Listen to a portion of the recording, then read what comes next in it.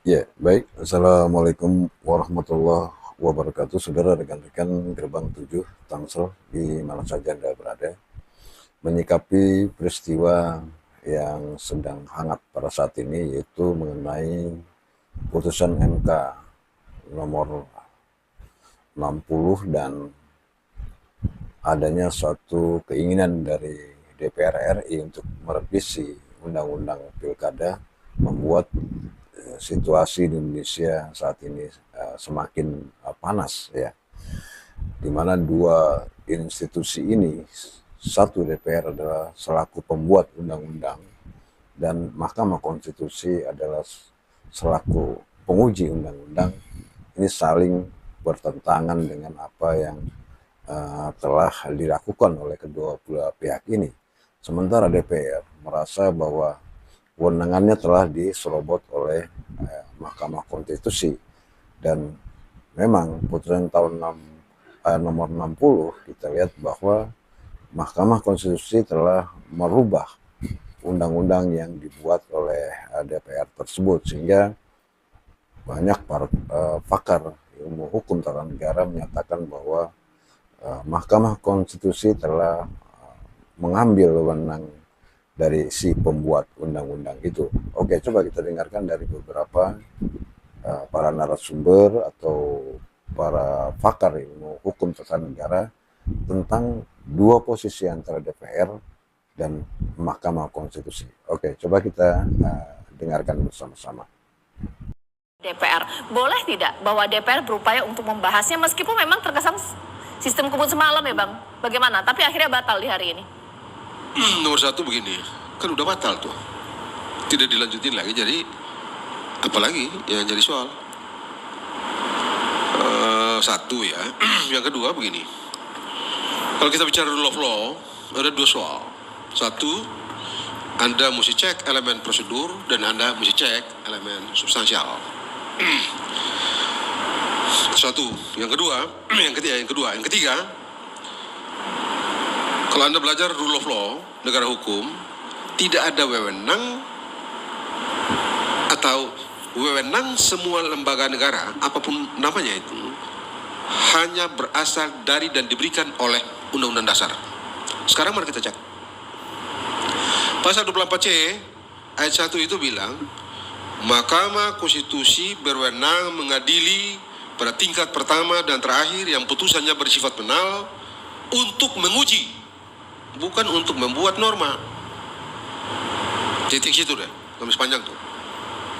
Nah, cek aja nih yang putusan Mahkamah Konstitusi yang jadi ribut-ribut sekarang ini atau gaduh sekarang ini, bikin norma nggak tuh? Dia bikin norma. Saya ambil orang punya pekerjaan, punya wewenang dia cuma tulis suruh uji. Uji itu berakhir dengan sah atau tidak sah. Mau senang atau tidak senang karena begitu teksnya. Nah, itu satu. Putusan final itu bukan tidak ada mengikat, tapi konsekuensi dari final mengikat. Final mengikat itu bermakna bahwa tidak ada judiciary challenge atau judiciary proses yang untuk challenge. Tidak. Nggak ada, nggak bisa di challenge lagi. Ya sudah begitu deh, putus, ya sudah final. Karena nggak bisa banding, nggak bisa kasasi, nggak bisa bla bla bla bla. Kalau di PN kan bisa itu. Jadi dia final. Karena dia final, maka serta-merta menjadi hukum. Karena dia serta-merta menjadi hukum, dalam sistem hukum kita, dia ikat siapa saja, kecuali kambing, kecuali kerbau misalnya. Itu nggak bisa, karena hukum itu hanya ditujukan pada perbuatan orang. Tidak ada ditujukan pada yang lain-lain. Jadi itu doang. Nah sekarang, kalau DPR menggunakan wewenangnya, terus apa yang salah? Ya, saudara, itu satu buah pandangan dari Margarito Kamis, ya, seorang ahli hukum tata negara. Kami bersependapat dengan Margarito Kamis, ya, bahwa memang di sini antara fungsi DPR RI dengan fungsi Mahkamah Konstitusi ini berbeda. Kita lihat bahwa DPR RI adalah selaku legislator yang akan membuat undang-undang dasar bersama pemerintah, kemudian setelah ditandatangani pemerintah dan paripurna di DPR, maka jadilah itu suatu undang-undang yang mungkin dalam hal ini adalah undang-undang pilkada ya, yang sudah beberapa waktu yang lalu diberlakukan. Kemudian ada mungkin partai yang kecil yang sulit untuk ikut berkontestasi dalam pilkada ini karena terbentur dengan aturan presiden threshold yang 20% itu, maka Partai Buruh dan Partai Gelora kemudian mengajukan revisi itu kepada Mahkamah Konstitusi. Dan sayangnya memang Mahkamah Konstitusi kemudian membuat suatu keputusan yang pada akhirnya membuat gaduh semua masyarakat Indonesia, di mana putusan-putusan Mahkamah Konstitusi dalam perkara 60 akibat dari permohonan dari Partai Buruh dan Gelora ini yang menimbulkan terjadinya demo besar-besaran di gedung DPR RI tempo hari kemarin.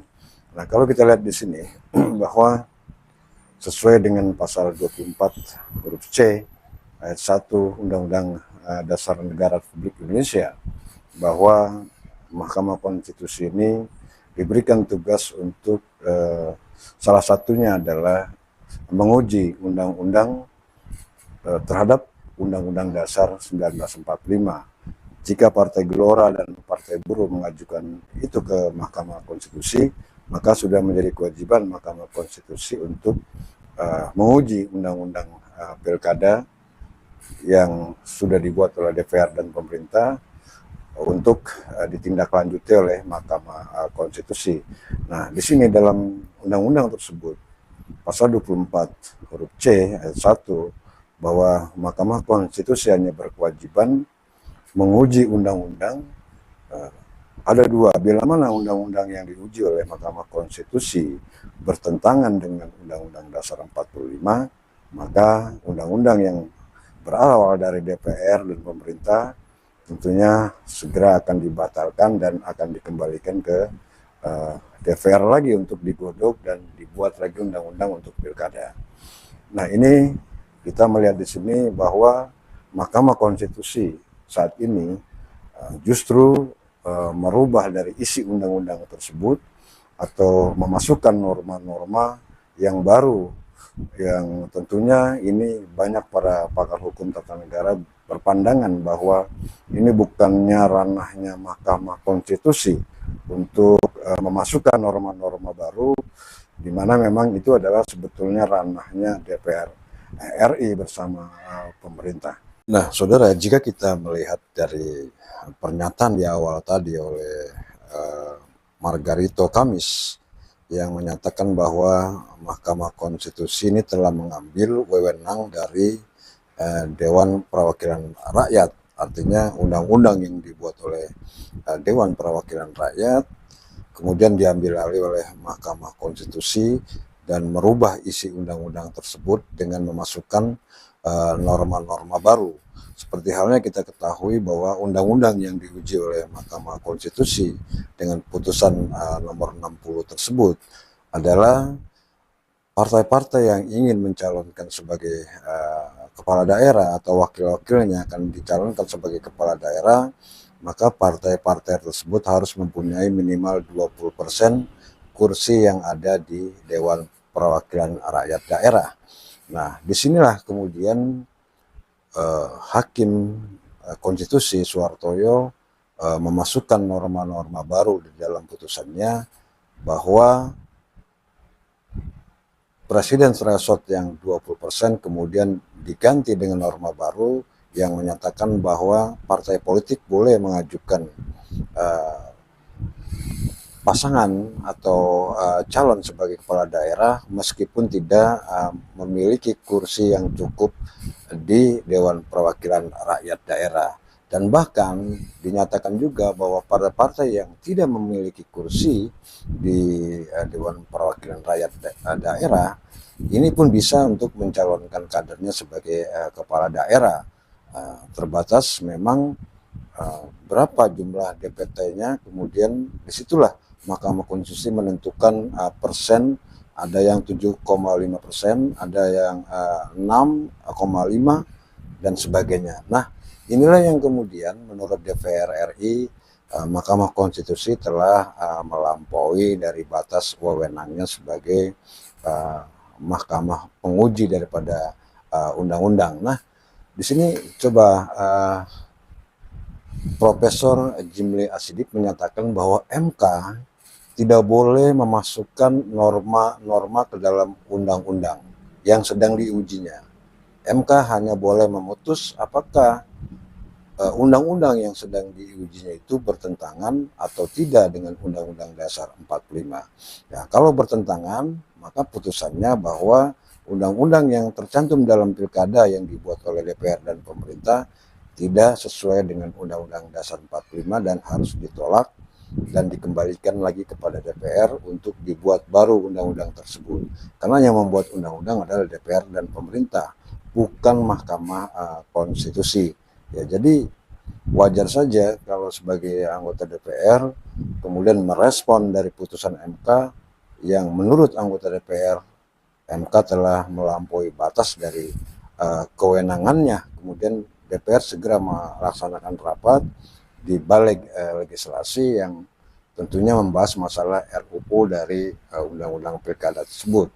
Namun memang timing waktunya yang tidak tepat karena sedikit lagi akan dilakukan pendaftaran sehingga masyarakat ya mahasiswa kemudian juga ditunggangi oleh partai-partai yang berkepentingan di situ menganggap bahwa DPR ini akan merubah daripada atau melawan daripada putusan Mahkamah Konstitusi, dan inilah kemudian yang terjadi demo besar-besaran di depan gedung DPR beberapa hari yang lalu yang sampai menimbulkan anarkis yang merobohkan pagar Dewan Perwakilan Rakyat daripada mahasiswa-mahasiswa yang ikut berdemo. Nah, tentunya ini kita wajib juga kita menengok ke belakang. Kita harus flashback ke belakang tentang peran Mahkamah Konstitusi untuk bisa meloloskan seseorang. Contohnya pada saat pencalonan presiden dan wakil presiden. Di dalam undang-undang pemilu yang dibuat oleh DPR bersama pemerintah, bahwa yang bisa mencalonkan diri sebagai wakil presiden dan presiden adalah warga negara Indonesia yang telah berumur 40 tahun.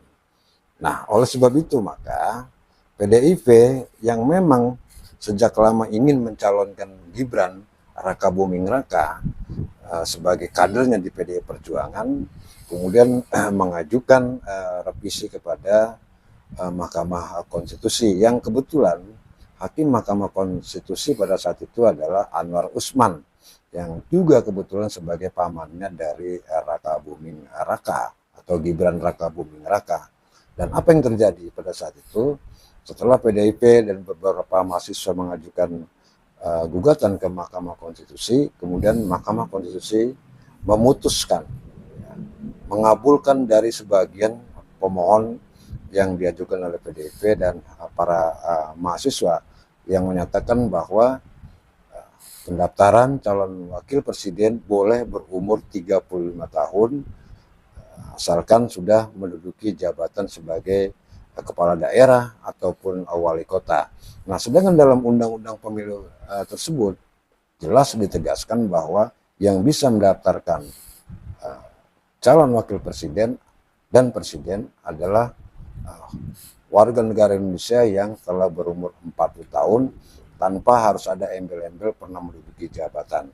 Nah, ini disinilah kemudian terjadi kekacauan politik hukum di Indonesia, di mana MK jelas sudah melampaui batasnya sebagai tugasnya untuk menguji undang-undang. Kemudian Anwar Usman memasukkan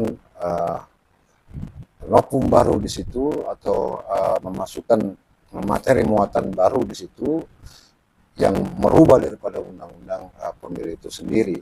Dan akibatnya apa? Karena pada saat itu putusan MK 90 memperbolehkan Gibran Raka Buming Raka yang pada saat itu usianya 35 tahun, sedangkan undang-undangnya sendiri ini tidak memperbolehkan.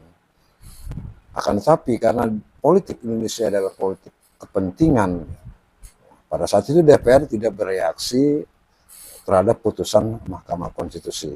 Nah, dengan DPR tidak bereaksi, maka putusan yang dijatuhkan oleh MK melalui Anwar Usman itu final, tidak bisa dibanding, dan itu harus dilaksanakan oleh para calon presiden dan wakil presiden. Akibatnya Gibran kemudian bisa mendaftar sebagai calon wakil presiden.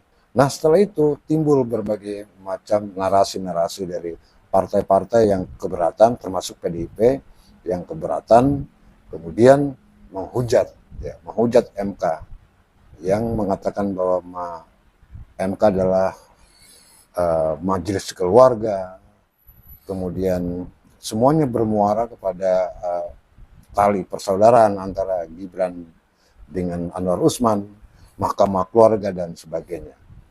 Nah, oleh sebab itu maka pada saat itu karena DPR tidak bereaksi, maka Gibran boleh mendaftarkan diri sebagai calon wakil presiden, meskipun putusan MK yang dikeluarkan oleh Anwar Usman itu melebihi wewenangnya sebagai MK, karena memang itu adalah harusnya ranahnya DPR dan pemerintah. Nah, terkait juga dengan ini, putusan 60 yang diputus oleh Hakim Suwartoyo yang menguji pada Undang-Undang Pilkada yang mengharuskan setiap partai politik mempunyai kursi 20% di dalam Dewan Perwakilan Rakyat. Kalau partai politik tidak memiliki 20%, maka partai politik itu diharuskan berkoalisi dengan yang lain sehingga mencukupi 20%, baru kemudian mengajukan calonnya sebagai kepala daerah. Ya, terutama sekali adalah di DKI Jakarta. Nah, disinilah kemudian Suwartoyo memasukkan materi muatan baru, merubah dari undang-undang yang sedang diujinya tersebut, yaitu dengan menyatakan bahwa boleh partai politik meskipun tidak memiliki anggota DPR di salah satu daerah, partai politik boleh mengusung wakilnya atau kadernya untuk menduduki jabatan sebagai kepala daerah. Kemudian juga dilihat dari banyaknya DPT di masing-masing daerah, diambil contoh di situ 2 juta DPT yang ada di satu daerah, kemudian partai politik tersebut boleh mencalonkan dari kadernya untuk dipilih sebagai kepala daerah sesuai dengan pendapatannya pada daerah tersebut. Misalnya PDIP, kita tahu di DKI Jakarta ini adalah 14 atau 15 kursi, sehingga kurang. Nah, dengan putusan Mahkamah Konstitusi nomor 60, maka PDIP bisa mencalonkan wakilnya sendiri tanpa harus berkoalisi kepada partai lain. Dan ini tentunya membuat partai-partai yang kecil seperti Partai Gelora, kemudian Partai Buruh yang mengajukan revisi ini, dan partai-partai lain banyak lagi. Di sini ada juga Partai Perindo yang tidak mempunyai dewan, dan ini mempunyai kesempatan untuk bisa mewakili wakilnya untuk dipilih sebagai calon kepala daerah. Nah, secara gamblang kita melihat bahwa ini adalah suatu keadilan bagi kita dengan putusan Mahkamah Konstitusi, karena walaupun kita tidak mempunyai anggota dewan di suatu daerah provinsi, tapi kita bisa mencalonkan wakil kita sebagai kepala daerah di situ. Itu merupakan suatu keadilan yang baru pertama kali terjadi. Tetapi perlu diingat bahwa putusan tersebut adalah di luar daripada wewenangnya Mahkamah Konstitusi. Nah, oleh sebab itu mungkin akan dilakukan upaya-upaya tindakan hukum lain dari partai-partai lain, dari DPR mungkin ya, mengajukan gugatan kepada MK terhadap kode etik yang telah dilaksanakan oleh Hakim MK kemarin ini, yang telah memutus di luar daripada kewenangannya dengan memasukkan norma-norma baru yang sebetulnya tidak boleh dilakukan oleh seorang hakim konstitusi atau MK. Nah, tentunya kita di sini ya sebagai masyarakat Indonesia, kita harus arif, kita harus bijaksana. Kita tidak boleh dimanfaatkan oleh segelintir partai politik ya untuk meminta dukungan kita, seperti halnya kemarin berdemo di depan gedung MPR, sementara kita tidak tahu batas-batas mana, kewenangan-kewenangan mana yang dimiliki oleh baik itu DPR maupun juga oleh Mahkamah Konstitusi. Namun karena kita tidak mengerti, akhirnya kita terpanggil dan kita hanya menyatakan bahwa DPR melawan daripada Mahkamah Konstitusi, dan DPR ini dinyatakan inkonstitusional, artinya tidak lagi mengikut kepada undang-undang. Nah, padahal itu salah semuanya. Yang betul adalah Mahkamah Konstitusi tugasnya adalah menguji daripada undang-undang yang dibuat oleh DPR. Jika memang undang-undang pilkada yang dibuat oleh DPR menurut Mahkamah Konstitusi tidak sesuai dengan Undang-Undang Dasar 45, maka Mahkamah Konstitusi cukup memutuskan bahwa pasal tentang 20 perolehan kursi yang harus ada di DPR ditolak, ya, dan tidak bisa digunakan untuk pilkada sekarang ini. Dan setelah itu dikembalikan kepada Dewan Perwakilan Rakyat untuk dibuat undang-undang baru. Ya, jadi tidak ada kewajiban Mahkamah Konstitusi kemudian menambah norma-norma dengan mengatur bahwa ini boleh, ya, tidak ada anggota dewannya boleh, kemudian ini harus sekian, ini bukannya ranah daripada Mahkamah Konstitusi. Ya, mudah-mudahan rekan-rekan semuanya mengerti, ya. Kemudian juga mudah-mudahan kita tidak terpancing lagi terhadap partai-partai politik yang sengaja untuk memanfaatkan kita untuk mendukung mereka semata-mata bukan untuk kepentingan masyarakat, tapi untuk kepentingan dari partai politik yang meminta kita untuk demo di depan gedung DPR beberapa waktu yang lalu. Nah, itu saja. Mungkin ada pendapat lain dari rekan-rekan semuanya, silakan tulis di kolom komentar, ya, di bawah ini, dan jika ada saran-saran silakan masukkan di dalam kolom komentar. Terima kasih. Wassalamualaikum warahmatullahi wabarakatuh.